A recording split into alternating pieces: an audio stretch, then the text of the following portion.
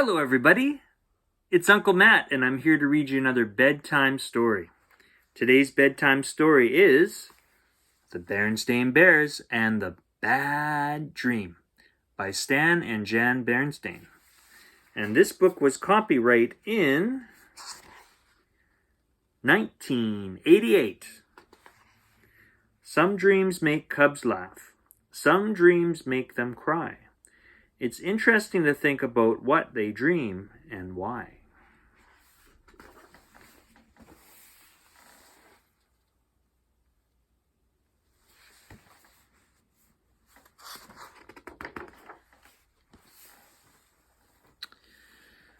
Brother Bear was just crazy about space grizzlies.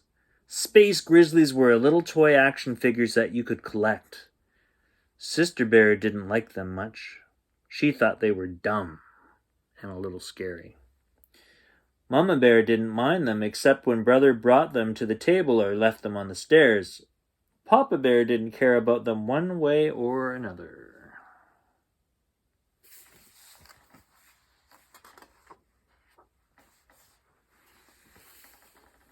But Brother cared about them a lot.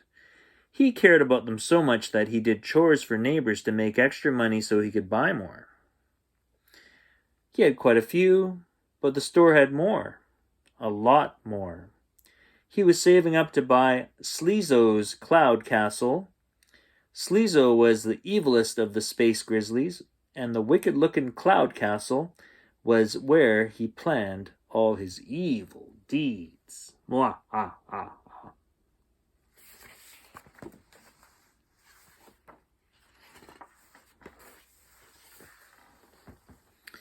When Brother had saved enough money, he went along on a shopping trip to Bear Country Mall and made his purchase. The Cloud Castle came in a big box, and he could hardly wait to get home to play with it.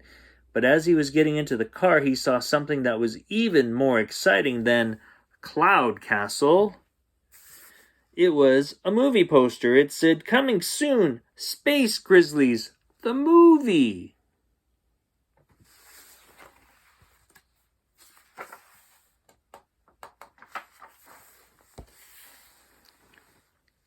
"A Space Grizzlies movie," he cried. "It looks great.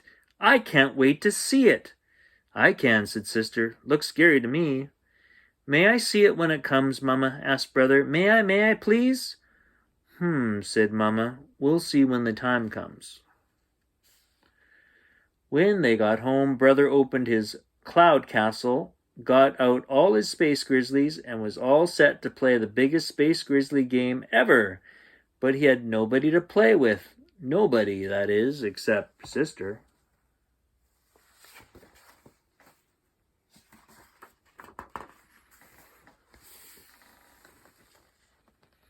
"Want to play Space Grizzlies, sis?" he asked. "No way," she said. "Aw, come on," he said. "I'll play any game you want if you'll play Space Grizzlies with me." "Any 3 games," she said, driving a hard bargain. "Which 3?" he asked wearily. "Paper dolls, jacks, and beanbags," she answered. "Paper dolls, jacks, and beanbags," he protested. "Give me a break." "Take it or leave it," she said. He took it, and after some lively sessions of paper dolls, jacks, and beanbags, it was time for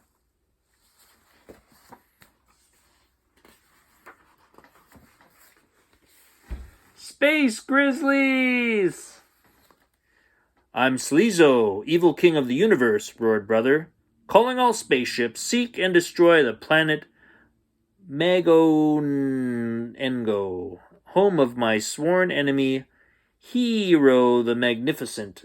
"Oh, no, you don't," Sister shouted back. "I'm Hero the Magnificent. One touch from my sleep wand and your evil ways will be ended."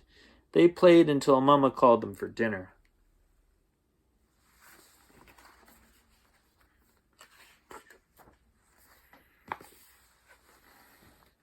"Brother," said Mama, "how many times must I tell you? No Space Grizzlies at the table." Papa was taking a peek at the Bear Country News. "Brother," he said, "that movie of yours starts tomorrow." "May I see it, Mama, please?" asked Brother. I don't know why not, she said. We haven't been to the movies in a while. I know why not, said Sister, because it's scary. That's no problem, said Papa. There are lots of movies to choose from. He was right. The Bear Country Theater was really 4 movie houses in one, and there was usually 4 different movies playing. This looks good, said Mama. The Magic Toe Shoes. It's a musical about a ballerina.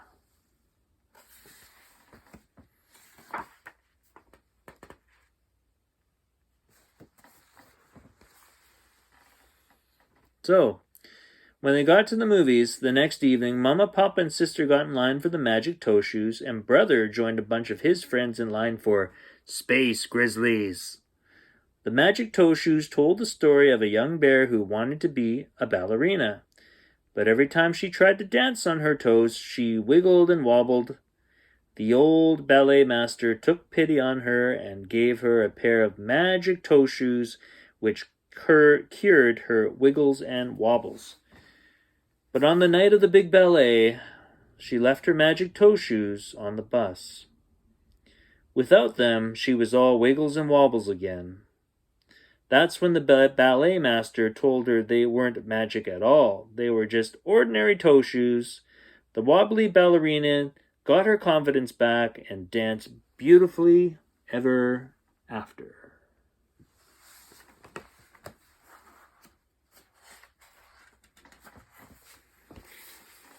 Now, the Space Grizzly movie was about space grizzlies, of course. Great, monstrous, big screen ones who zapped and zoomed through space until that final intergalactic shootout. It was very exciting and not a little scary.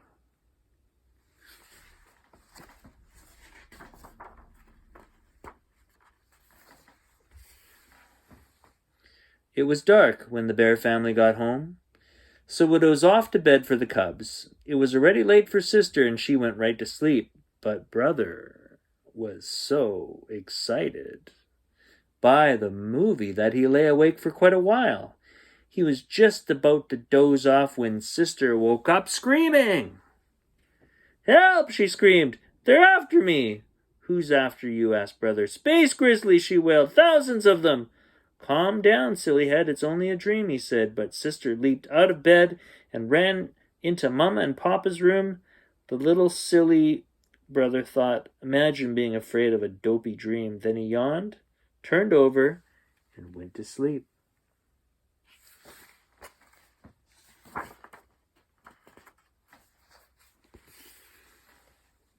Mama and Papa tried to calm Sister. They took her into their bed and hugged her. "Tell us about your dream," said Mama. "Dream?" Sister said. "Yes," said Papa. "You must have had a nightmare. That's the word for a bad dream." "But it was so real," she said, calming down a bit. "That's how it is with dreams," he said. "It's as if they're really happening, but they're not. They're just in your mind." "Can you tell us your dream?" said Mama.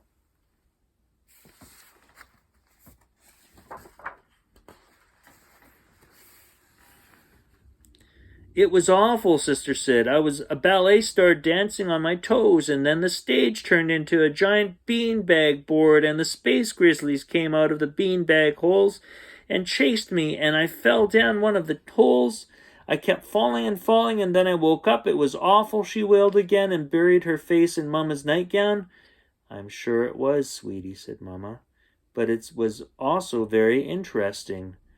"Interesting," Sister said in a puzzled voice.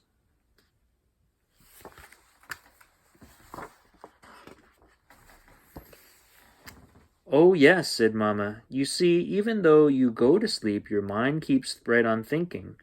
But it doesn't think in a sensible way. It takes all the things you were thinking or were nervous about during the day and puts them together all jumbled like a mixed-up jigsaw puzzle."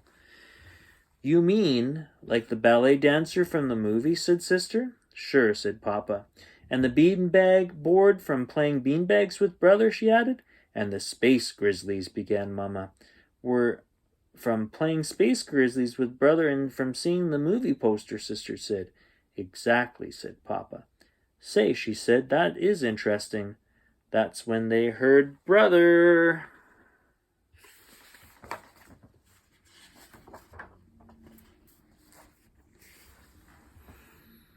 "Help!" he screamed. "They're after me! They're after me!" Then he raced into the room, jumped into their bed, and hid his face in Papa's pajamas. "Calm down, son," said Papa. "It was just a bad dream." "A nightmare," added Sister. "That's another word for bad dreams." "Can you tell us about it?" asked Mama.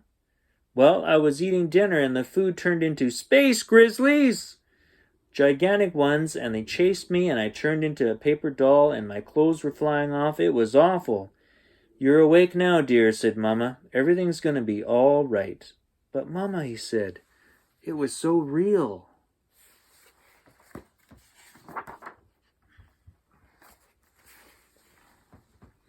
"Of course it was," said Sister. "That's the way dreams are. Let me explain it to you."